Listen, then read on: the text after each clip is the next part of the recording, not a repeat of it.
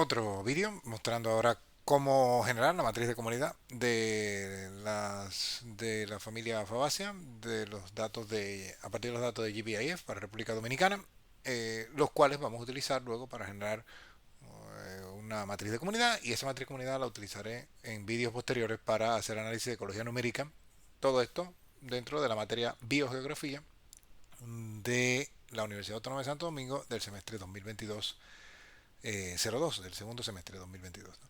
Así que bueno, nada, lo que ya he explicado anteriormente, básicamente todo lo voy a hacer en R, usando la I de RStudio, y ya expliqué en el video número 1, el video inicial, ya expliqué cómo hacer cómo instalar R y RStudio y cómo instalar los paquetes necesarios que vamos a usar en esta generación de esta matriz comunidad, y también expliqué cómo descargar el repositorio con el cual estoy trabajando ahora mismo, que es el repositorio de material de apoyo que se encuentra en esta ruta de github.com, biografía 2022-02 y material de apoyo. Ese repositorio expliqué cómo descargarlo en el vídeo anterior, así que si tienes dudas sobre cómo descargar este vídeo, pues simplemente ve a esa ruta, ¿no? Voy a cerrar algunas ventanas que hay por aquí de sesiones anteriores, ¿no?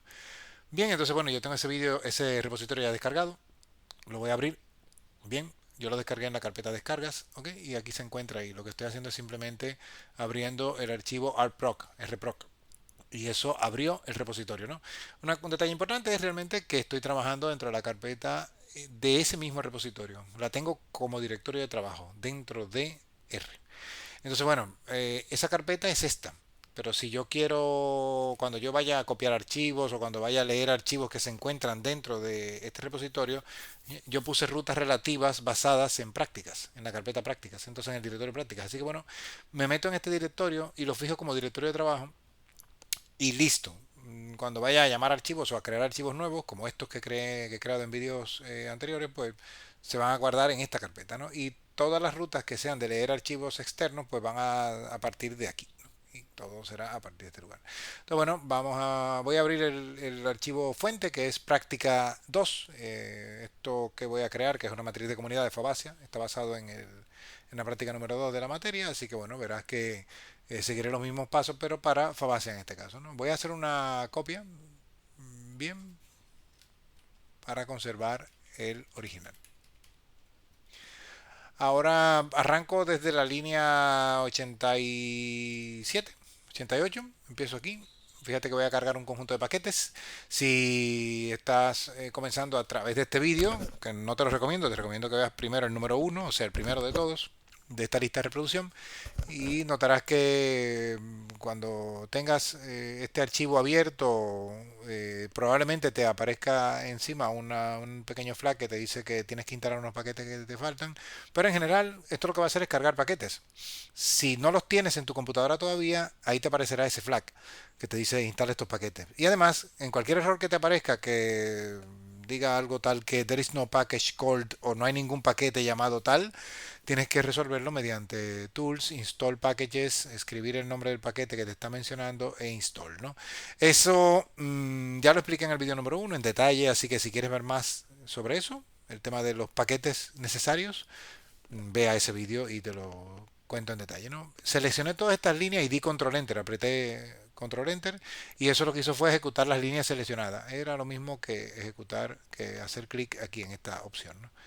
Esos paquetes se cargaron ahora para esta sesión. Bien, esto no es un error de las líneas que ejecuté ahora, es un error que ya estaba en la consola, que es de la ruta de Python, ¿no? Bien, entonces ahora voy a pasar a la siguiente línea, que sería traerme los registros de Fabaceae, que recuerdo que eran muchos, me parece recordar. Puse el cursor en la 109 y le di control enter, y eso ejecutó hasta la 112, porque hasta que no cierra los paréntesis o todos los operadores que sean por pares, pues no deja de ejecutar código, ¿no? Entonces ejecutó hasta la 112, fíjate que soltó hasta la 112 línea de código, y ahora ya terminó de descargar de GBIF los registros de presencia de Fabaceae, ¿no? 3568 para República Dominicana. Son muchos, así que bueno, esta línea, desde este bloque de código de la 120 a la 121, pues lo que contiene es, ¿cómo explico? Cómo es que se descarga un dataset que tú hayas subido a GBIF y que lo puedas descargar en R como tal, ¿no? Es una forma diferente de trabajar, no descargar los datos desde GBIF directamente a R, sino esta forma es diferente. Tú descargas los datos desde GBIF, creas un dataset y ese dataset lo alojas o lo mantienes en GBIF y cuando tú lo vas a usar lo descargas a R. Te facilita básicamente el citarlo posteriormente. Yo no voy a ejecutar esto porque no estoy trabajando con un dataset, ¿ok? En esta demostración. Y además ten en cuenta, fíjate, estoy ejecutando líneas de código. Los bloques de código están delimitados por las tres tildes, normalmente indicando el lenguaje de programación de ese bloque de código y el cierre de ese bloque de código se indica también con tres tildes adicionales, ¿no? No se puede ejecutar nada que esté fuera. Por eso ves que me meto dentro de los bloques de código y ahí ejecuto. Este bloque lo que hace es limpiar con control enter. Estoy dando todos los registros que caigan en el mar, en cerca de colecciones o en el centroide del país, ¿no? Entonces, bueno, lo primero que va a hacer es quitar 140 que cayeron en el mar, otros que caen cerca de colecciones y otros que caigan cerca del centroide del país, ¿no? Quitó 140, 93, 313 y ahora de los 3000 y tantos que había originalmente, que había impreso aquí, 3568, ahora me quedo con 3022 solamente. Bien, está bien, es un número bastante grande, así que bueno. Esto genera una tabla y esta tabla es una tabla Markdown que te indica por cada una de las especies de Fabaceae cuáles son los registros, cuál es el número de registros que hay de cada una de ellas, ¿no? Entonces, bueno, realmente la tabla Markdown se genera a partir de aquí, de eso que tengo seleccionado, pero la tabla es esta. Y esta es la tabla en R, ¿no? Ten en cuenta que una tabla Markdown como la que imprimí antes, esta, la puedes pasar a un servicio en línea de conversión de Markdown a tabla de Word, a tabla de Excel, a tabla de CSV. Hay muchos servicios en línea para eso, podrías copiar esto y llevártelo a un servicio de esos, ¿no? Pero si tú quisieras tener un CSV, un archivo de valores separado por comas, tú podrías simplemente tomar esta línea, o sea, ese pedazo, ese trocito del bloque de código, colocarlo aquí, por ejemplo, y ver, bueno, ya ves la tabla, perfecto. Ok, ahora quisiera generar un CSV con esto, pues simplemente write CSV, el nombre de archivo, perdón, el nombre del objeto, que sería, no sería un nombre de objeto, sino esto, que es el objeto en general. Es un objeto que no existe asignado, sino que es simplemente un objeto que se va a crear en tiempo de ejecución. Cuando yo ejecuto esta línea, ese objeto se va a crear. Y lo que quiero es hacer que ese objeto termine en un CSV en el archivo que voy a denominar ahora, que va a ser registros de presencia de Fabaceae rd.csv. Le voy a pedir que los nombres de fila, en este caso me interesa que no estén los nombres de fila, que son numeritos. Ok, pero cuando los nombres de fila contienen información importante, que haga sentido, como el nombre del hexágono o lo que fuere, pero en este caso no es así. Por lo tanto le pongo row names false, ese argumento lo pongo como falso. Y esto va a crear un archivo dentro de, voy a pasar esto aquí arriba, voy a ponerlo aquí para conservarlo. Y esto va a crear un archivo dentro de la carpeta prácticas, ¿ok? Porque no estoy especificando ningún directorio, por lo tanto se va a crear dentro del directorio de trabajo que es este, ¿no? Y aquí al final se va a crear un CSV. Ese CSV lo voy a abrir ahora para que lo veas y contiene la misma información que te mostré anteriormente. Lo único que en forma de un archivo de valores separados por coma. Valores separados por coma es lo que estamos viendo aquí, ¿no? Cada uno es un valor, una coma y luego el otro campo, ¿no? Esto lo puedes abrir directamente en Excel, en LibreOffice Calc, sin ningún problema. Y de hecho además lo podrías copiar y pegar en LibreOffice Calc, también tal cual. Lo que he hecho es abrirlo con un visor de texto de RStudio. Lo voy a pegar aquí en LibreOffice Calc para que vea lo que al pegarlo, al intentar pegarlo me dice, bueno, estoy intentando pegar un texto que está separado, que está delimitado. Pues bien, dime qué delimitador es, le especifico que es coma, por ejemplo, y me lo pone tal cual, ¿no? Y ya tengo una tabla. Puedo editarla, puedo quedarme, organizarla en orden, por ejemplo, en orden de mayor, de las que tienen más registros, las que tienen menos registros, cuáles son los singletons, etcétera, ¿no? Y con eso podría generar una tabla que podría luego insertar en Word, ¿no? Nada, porque simplemente ya, si luego la guardo, por ejemplo, en formato Excel o LibreOffice Calc, la tengo ya guardada como tal, de acuerdo con los cambios que haya hecho en ese momento, y la puedo copiar y pegar y para meterla en un documento de Word, por ejemplo. Cierro LibreOffice Calc y bueno, nada, cierro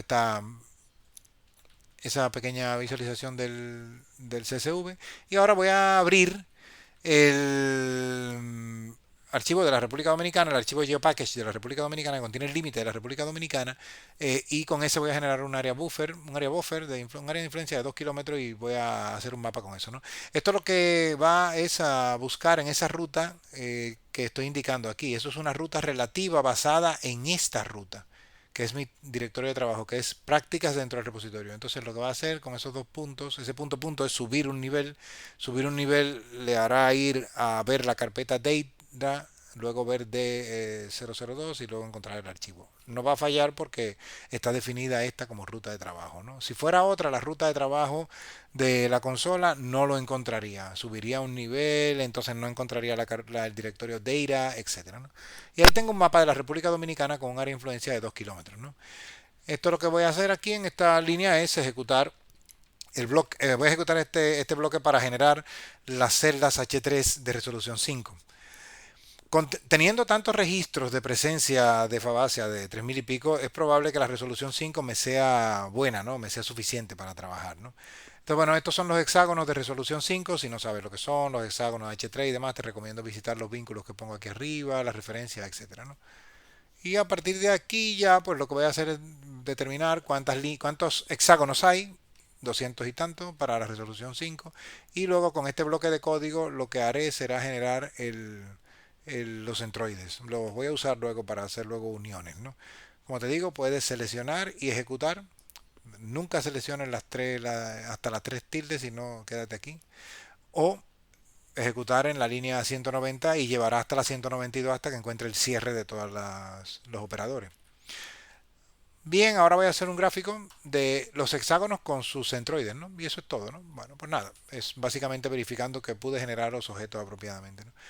Luego esto va a generar un objeto espacial, es decir, un objeto a partir de las coordenadas de registros de presencia de GBIF, pero los registros de presencia, que son un objeto en este caso ahora, ya son un objeto espacial, ya no son una tabla básica, ¿no? Una tabla pura y dura, sino un objeto que puedo representar cartográficamente con estas líneas, y eso es lo que estoy haciendo aquí.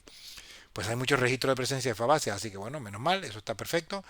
Por lo tanto, voy a seguir adelante y ya ahora lo que voy a hacer es quedarme únicamente con aquellos registros de presencia de Fabacia que caigan dentro de hexágonos. Todo lo que caiga fuera de hexágonos que lo quite.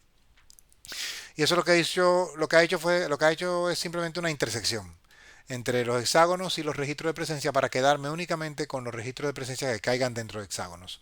Un poco probablemente lo mismo, no ha cambiado porque quizá no haya registros fuera de hexágonos, pero bueno, nada, es una medida de seguridad. Y esto lo que hará será un mapa con los registros de presencia y los hexágonos, usando el paquete ggplot2. Bien, esto lo puedo hacer zoom y esa es la tendencia normal es que hagamos un zoom y hagamos una captura de pantalla y con esa captura de pantalla nos quedemos y ahora la usemos para ponerla en un documento, ¿no? Pero aprovecho en este punto para explicarte cómo se haría, por ejemplo, exportando eso a un JPG. La captura es algo muy habitual, pero también lo podría hacer mediante, por ejemplo, mediante el botón Export. Pero también yo recomiendo siempre entrar por el modo consola, que es siempre la forma que más control te da. Y en ese sentido, pues voy a decir ahora registros, voy a crear un objeto aquí, registros presencia RD con ggplot. Voy a asignarlo a un objeto con alterno de la izquierda guión, asigné a un objeto, ese nombre de objeto lo voy a traer para acá abajo y ahora voy a llamar a una función llamada JPEG. Esto crea un archivo JPG. Lo va a crear de acuerdo al nombre que yo le diga. Así que bueno, file name de ese JPG que voy a crear. Y ese JPG que voy a crear es un JPG que se va a llamar, bueno, le voy a poner el mismo nombre que el objeto, ¿no? Punto .jpg. Le pongo la extensión para que cuando lo abra en el sistema operativo llame al programa que está destinado para abrir los JPG. Y voy a ponerle una anchura en píxeles, 2500 píxeles y una altura de, por ejemplo, 1250 píxeles. Lo dejo ahí y esto lo que hace es que como que crea una ventana gráfica en donde se van a ir tirando mis gráficos, ¿no? Cuando yo ejecute un gráfico en la consola, ese gráfico en lugar de desplegarse en la ventana plot se va a ir o va a llenar este JPG. Entonces, bueno, básicamente será tirarlo allá. Pero lo más importante de todo esto es cerrar el dispositivo gráfico. Si no lo cierro, el archivo no se cierra, queda abierto y queda vacío además para colmo. Entonces, bueno, voy a hacer la prueba para que veas ejecutando las tres líneas de manera conjunta. Y aquí va a haber un JPG al final. Con ese gráfico que tuviste antes en el plot. Uy, perdón. probablemente, bueno, no existe el registro, así que bueno, voy a cerrarlo, dado que hubo error, voy a cerrarlo para evitarme problemas a continuación, ¿no? Entonces, bueno, creo el objeto que no lo había creado, simplemente puse el nombre, no lo había creado como tal, así que bueno, ahora sí debería funcionar. Y ahora tengo el mapa que tenía, lo tengo en un JPG. Los nombres de los hexágonos están chiquititos. Por ejemplo, los polígonos también, perdón, la descripción de la latitud y la longitud está muy pequeña, los labels. Así que bueno, puedo editar eso, por ejemplo, aquí arriba. Podría editarlo y decir, ok, el tamaño, por ejemplo, de las letras, podría yo editarlo y ponerlo más grande o quitarlo directamente, por ejemplo, porque la letra, los rótulos de hexágonos quizá no me interesen, ¿no? Puedo también editar el tamaño de los registros de presencia para que sean un poquito más grandes, ¿no? Y ahora cuando ejecute estas líneas, pues lo que va a generar es otra vez el JPG, pero con los cambios que yo haya hecho en el archivo. Fíjate que ahora los rótulos ya no están.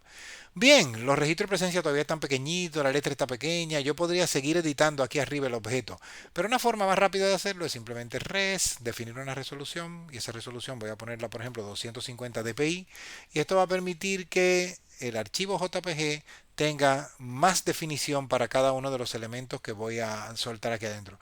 Quizá ahora quedan muy grandes los rótulos o los registros de presencia, pero nada, eso puedo cambiarlo también poniendo una resolución un poco menor.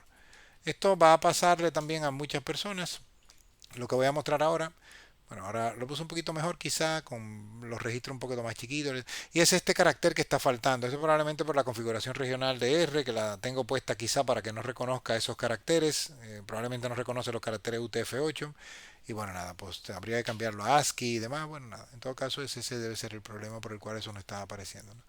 Y ahora esto me permite generar un archivo GeoPackage para poderlo abrir en QGIS. En este caso no lo voy a abrir porque no interesa en esta demostración. Bien, pero podría abrir un archivo de QGIS. Un archivo GeoPackage. Estos archivos GeoPackage, tanto el registro de presencia como el índice espacial, lo podría abrir en QGIS perfectamente, ¿no?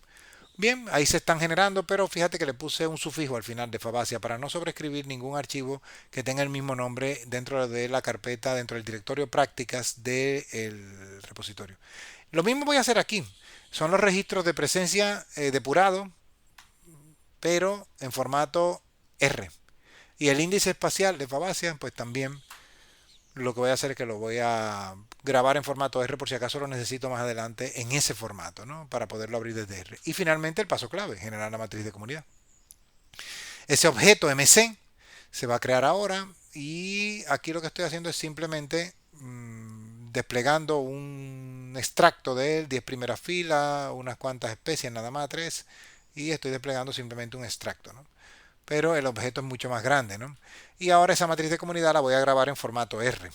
Para eso le voy a poner el sufijo Fabacean y aquí va a haber un archivo nuevo ahora que se va a llamar matriz de comunidad Fabacean.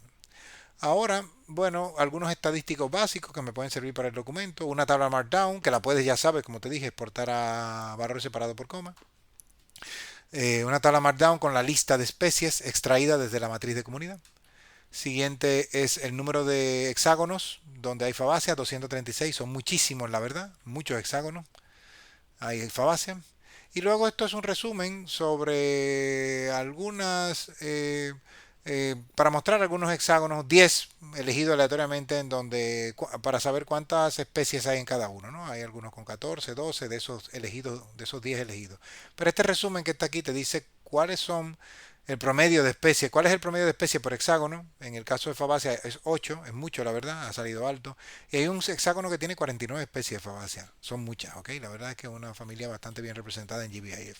Y luego esto nos dirá cuál es el número de especies de Fabaceae que hay en toda la matriz de comunidad, 358. Es bastante grande, es la matriz de comunidad realmente más grande de todas. Finalmente, este es el gráfico de mosaico. Como está en tanto hexágonos representada esta familia, pues esto va a salir con muchos hexágonos y el gráfico de mosaico probablemente quede muy saturado y quizá no se vea bien. Voy a ir a plots y es muy probable que no se vea bien ese gráfico, la verdad. Se va a ver un poco empastado. No creo que tenga muy buena resolución y por eso en plot en la pestaña plot, y ahora le hice un zoom a la pestaña, pues no es la estrategia no debería ser esta para poder representar esto. Quizá aquí lo razonable sería usar un JPG en donde se me permita poner, por ejemplo, bueno, primero voy a poner el nombre del archivo, ¿verdad? Gráfico, mosaico. Aquí voy a ir editando. Fabácea. A ver si puedo poner, si lo tengo en memoria. Le voy a poner un width enorme, por ejemplo, de 3000 píxeles y una altura, eso me interesa menos, aunque son muchas especies también, la verdad, una altura de 2000. Y una resolución, voy a empezar con 100 de momento. Luego voy a hacer que este objeto se meta dentro del JPG y luego dev off.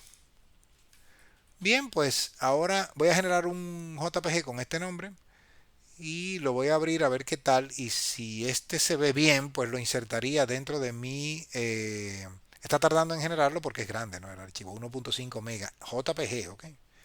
Vamos a ver cómo se ve aquí.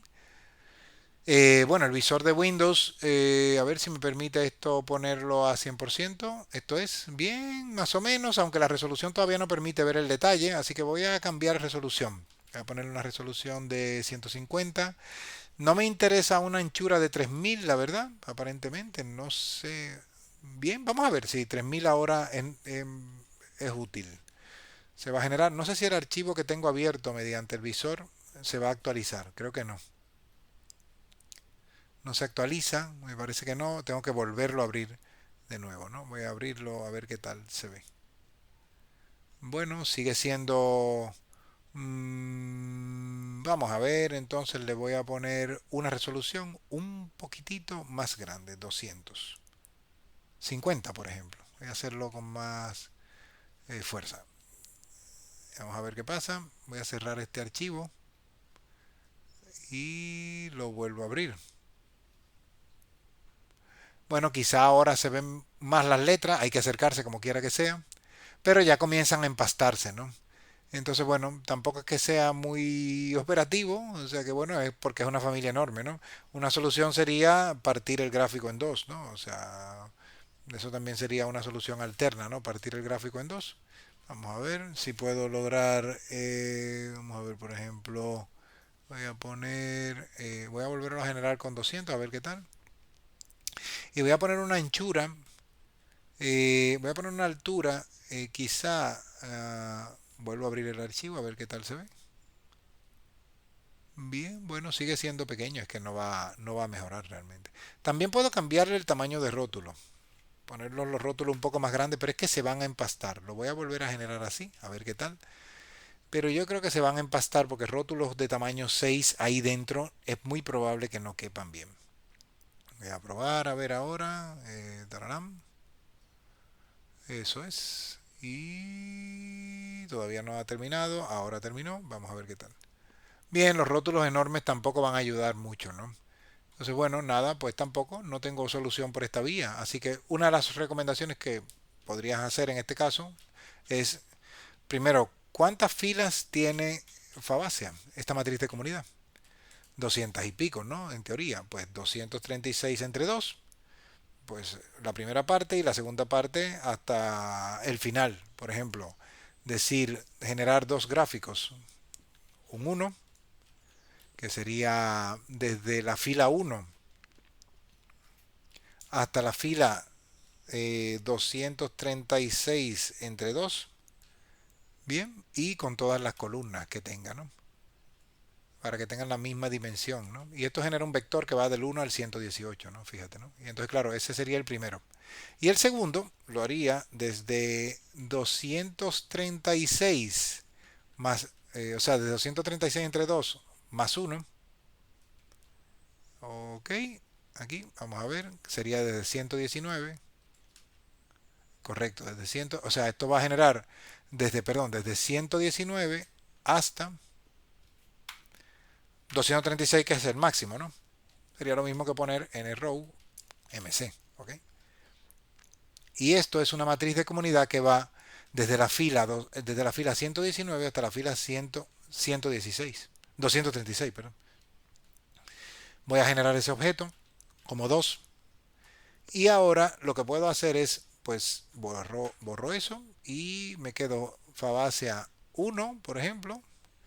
Suelto el 1 y repito lo mismo para Fabácea 2. No hay que repetirse a uno mismo, ¿no? Pero si lo tendría que hacer con código de sapply y todo eso y demás. O sea que bueno, voy a hacerlo para SP2 y voy a hacerlo para SPU, perdón, para el gráfico de mosaico 1 y para el gráfico de mosaico 2. Vamos a ver cómo se ven uno y otro.